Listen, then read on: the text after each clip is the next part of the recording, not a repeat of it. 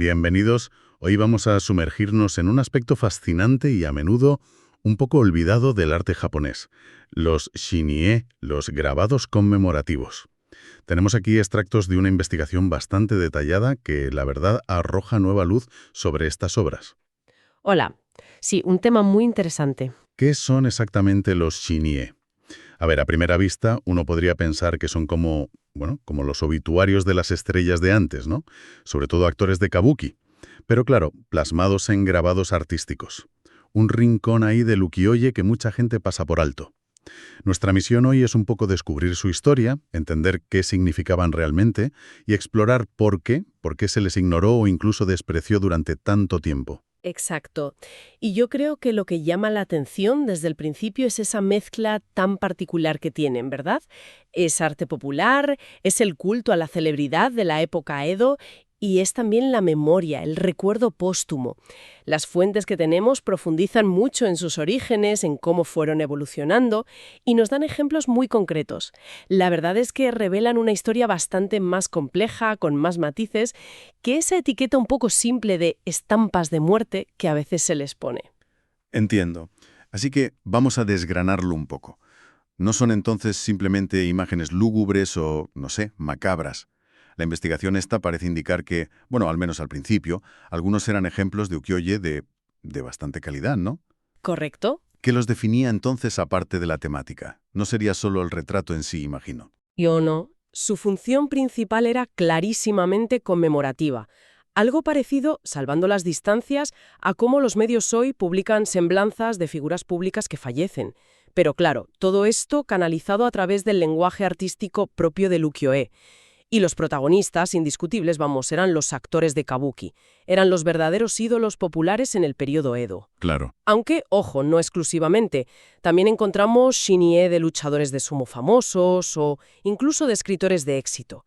Reflejan perfectamente esa cultura de la celebridad tan vibrante que había entonces. Tiene todo el sentido. Eran las estrellas del momento, claro. Y comentas que había elementos específicos que los identificaban más allá de la imagen del fallecido. ¿Qué tipo de información solían llevar para distinguirlos? Sí, eso es fundamental para distinguirlos. Era muy habitual que incluyeran el nombre budista póstumo. Se conoce como kaimyo. Ajá, kaimyo. Es el nombre que se otorga tras la muerte. Tiene un significado espiritual importante. Y además solían añadir la fecha del fallecimiento y la edad que tenía la persona al morir. Eso se llama gyonen. Vale, gyonen.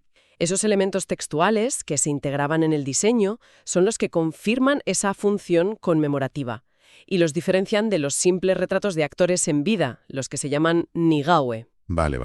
Entonces tenemos retratos conmemorativos con información muy específica. Pero bueno, como todo en el arte, tuvieron un origen. Y las fuentes que manejamos parece indicar que no está del todo claro cuándo surgieron exactamente, ¿verdad? Hay como cierto debate. Efectivamente, ahí entramos en un terreno interesante. Y la investigación ayuda a clarificarlo. Algunas teorías apuntaban a un origen, digamos, relativamente temprano, en la era Kansei, que son las últimas décadas del siglo XVIII. Se especulaba que podrían haber evolucionado poco a poco a partir de los retratos de actores, los nigaue. A los que simplemente se les añadía el texto después de morir. Exacto, una evolución lógica, ¿no? Suena lógico, sí.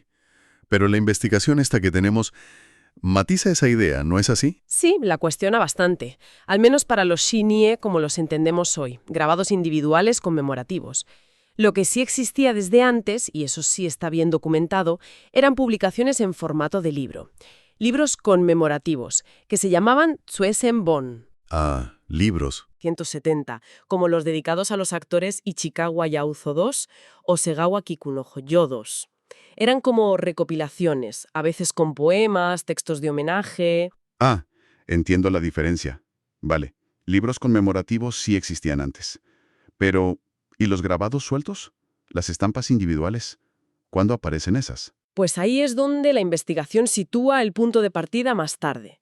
Los primeros grabados individuales confirmados que funcionan claramente como shinie, con todos los elementos que hemos dicho, nombre póstumo, fecha, edad, aparecen datar del año 11 de la era Kansei, o sea, 1799.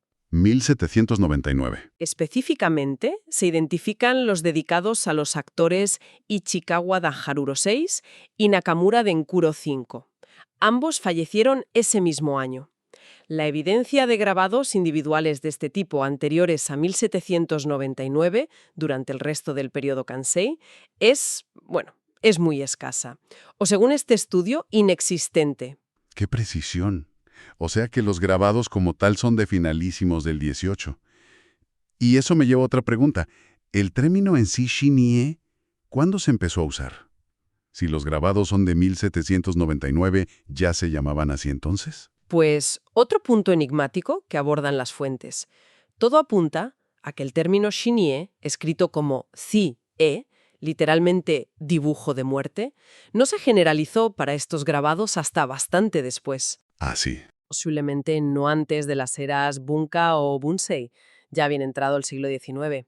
De hecho, fíjate, el primer uso documentado del término en textos parece ser bastante posterior, alrededor de 1854, en una obra que se llama Morisada Manko.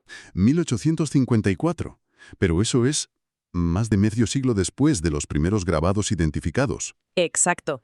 Y es muy revelador que ese texto lo use justo en relación con la enorme avalancha de grabados que se hicieron tras la muerte del actor Ichikawa Danjurō VIII. Ah, claro. Un suceso que conmocionó a la sociedad. Parece que fue ese evento el que realmente popularizó y consolidó el uso del término Shinie para este género específico de ukiyo-e. Qué curioso. Así que es muy probable que los grabados existieran durante décadas antes de que se asentara el nombre con el que los conocemos hoy. Fascinante, ¿sí? Cómo a veces las etiquetas tardan en llegar o se consolidan por un evento concreto. Ahora, si seguimos su evolución, los Shinie no fueron estáticos. Como todo fenómeno cultural, cambiaron. Y aquí es donde su historia se cruza con políticas de la época.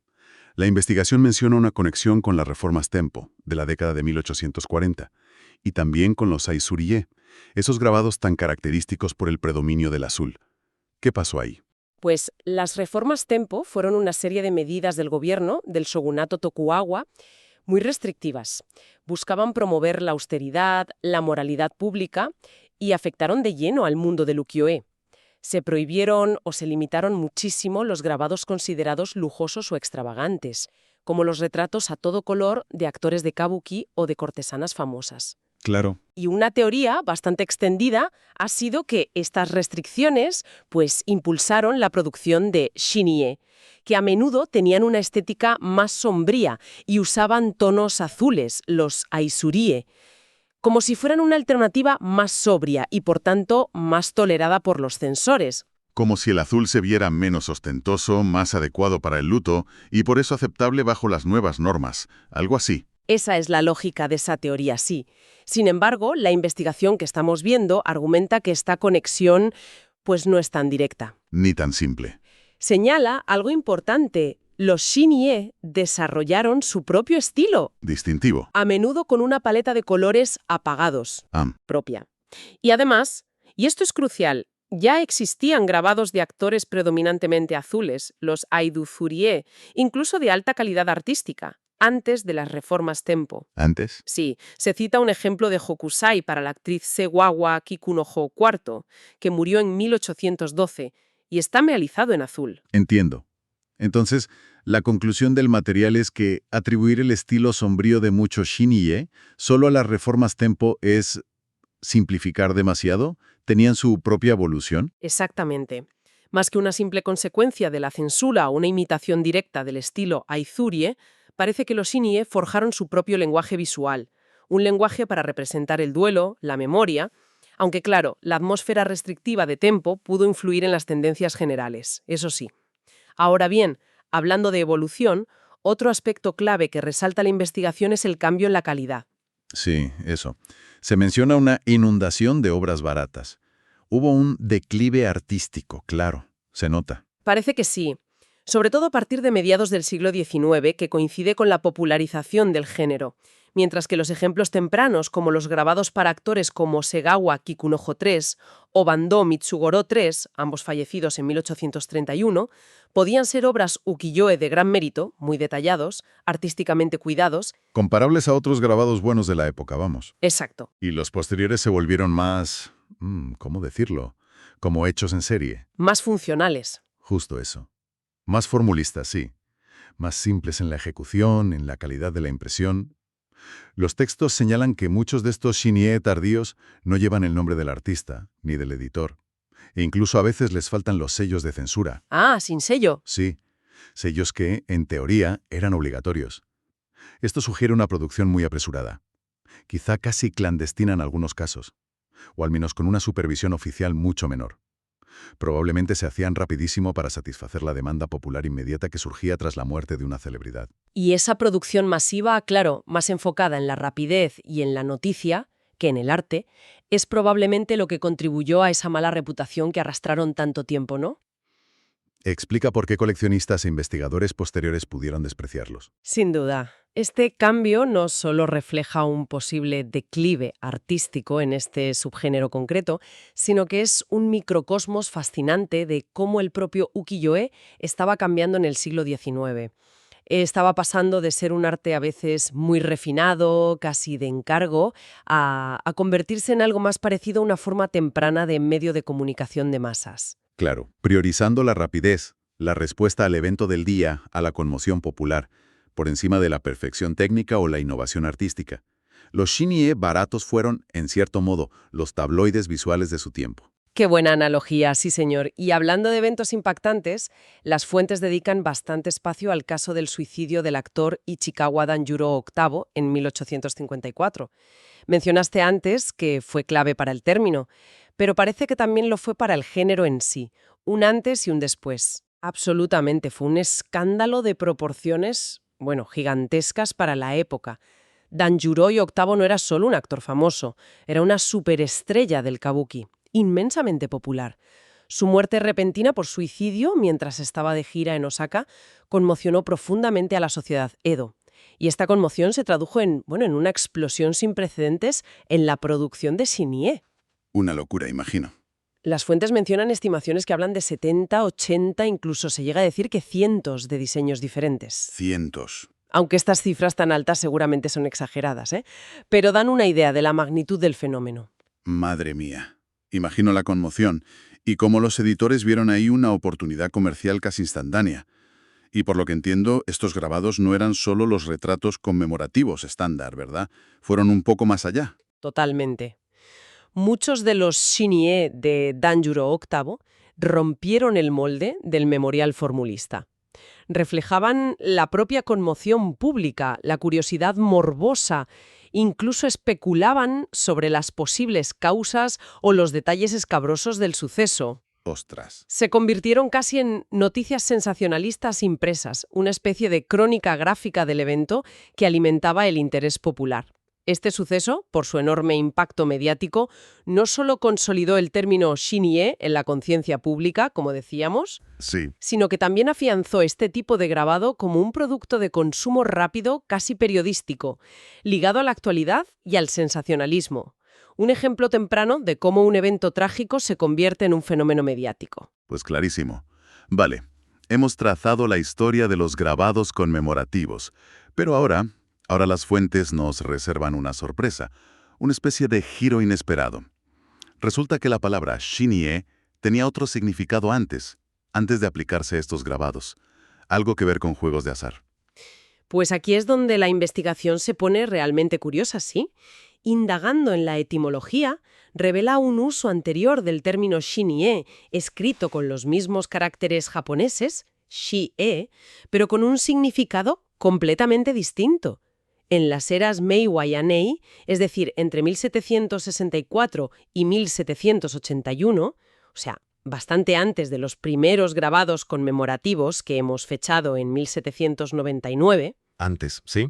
Xinye se usaba para referirse a una carta muerta o una carta descartada en ciertos juegos de naipes japoneses, los karuta. Karuta. Sí, juegos populares como el Mekuri Karuta o el Yomi Karuta. Una carta muerta. ¿Te refieres a una carta que sobraba en el reparto y no entraba en juego? Esa idea. Exactamente esa es la idea.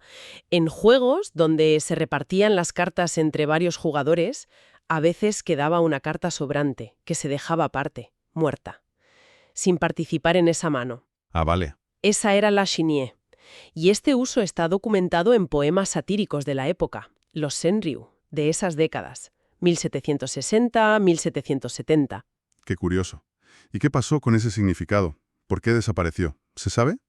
Pues la fuente especula que este término, el relacionado con el juego, probablemente cayó en desuso o desapareció del lenguaje común después de las reformas Kansei, Las de finales del 18. 1780 y principios de 1790, las que mencionamos antes en otro contexto. Estas reformas también restringieron severamente los juegos de cartas y las apuestas. Los consideraban perjudiciales para la moral pública. Claro. Al prohibirse o limitarse los juegos propios, pues es lógico que su jerga específica también se perdiera. Tiene lógica, sí. Si el juego se restringe, el argot asociado se olvida. Entonces, ¿cuál es la conexión con los grabados? ¿O no la hay? Aquí viene la hipótesis interesante que plantea la investigación. Sugiere que el término shinie aplicado a los grabados ukiyo-e podría haber surgido después de que el término del juego ya hubiera desaparecido o caído en el olvido. Quizás se tomó prestado el término fonéticamente idéntico, shinie, que ya no estaba en uso activo con su significado original, y se reutilizó para esta nueva categoría de grabados conmemorativos. Como reciclar la palabra. Exacto. Y esta reutilización podría haber ocurrido mucho más tarde, posiblemente no hasta mediados del siglo XIX, coincidiendo precisamente con la popularización masiva de estos grabados a raíz de la muerte de Danjuro VIII que comentábamos. Ah, o sea que podrían ser dos fenómenos completamente separados que, bueno, casualmente comparten el mismo nombre, pero en épocas distintas y sin una conexión real de significado. Es como si la palabra hubiera quedado vacante, por así decirlo, y alguien lo hubiera reciclado décadas después para algo totalmente nuevo, solo porque sonaba igual y describía algo relacionado con la muerte. Sí. Una desconexión semántica total, Sí. más plausible a la que apunta la fuente, basándose en la cronología y el contexto, que la conexión es puramente fonética, una especie de homonimia histórica accidental, y que hay un lapso de tiempo considerable entre la desaparición del término en el mundo del juego y su reaparición en el contexto del ukiyo-e. Fascinante, de verdad, cómo evolucionan y se reutilizan las palabras. Bueno, hemos recorrido bastante terreno, ¿eh? Si intentamos resumir, ¿qué nos llevamos de todo esto? Queda claro que los shinie son mucho más que simples recuerdos morbosos o estampas de baja calidad. Son un espejo muy particular de la sociedad del periodo Edo. Totalmente. Reflejan la cultura de la celebridad, reflejan las propias tendencias y los vaivenes del arte ukiyo-e, las prácticas editoriales, desde ese cuidado inicial hasta la producción masiva, e incluso el impacto de la censura gubernamental y los grandes sucesos sociales. Han sido ignorados o menospreciados durante mucho tiempo, quizá por esa asociación con la muerte y con la producción tardía más barata. Pero están cargados de historias, de información valiosa. Sí, ofrecen una ventana única a esa intersección entre la muerte, la fama y el arte popular, en una cultura y una época muy específicas. La investigación que hemos explorado hoy nos da una imagen mucho más rica, mucho más llena de matices que el estereotipo ese del grabado lúgubre. Nos muestra su evolución, desde ejemplos tempranos con un mérito artístico innegable, hasta esa transformación posterior, y su conexión directa con eventos y figuras que marcaron la cultura popular de su tiempo. Ciertamente, nos obligan a mirar más allá de la superficie y apreciar la complejidad que tienen estos objetos culturales. Y para terminar, una reflexión final que surge de estos materiales que hemos analizado. Considerando esa trayectoria que hemos visto desde una calidad inicial notable, a veces equiparable a otros ukiyo-e, hasta ese declive hacia la producción masiva, barata y casi periodística, ¿de qué manera podrían los shinie ser un caso de estudio de los cambios más amplios que estaba experimentando el propio mundo del ukiyo-e a lo largo del siglo XIX? Quizás encapsulan perfectamente ese viaje desde un arte con aspiraciones estéticas elevadas hacia algo más cercano a los medios de comunicación de masas, respondiendo a la velocidad, a la demanda popular, a los acontecimientos del momento, por encima de otras consideraciones, algo sobre lo que seguir pensando.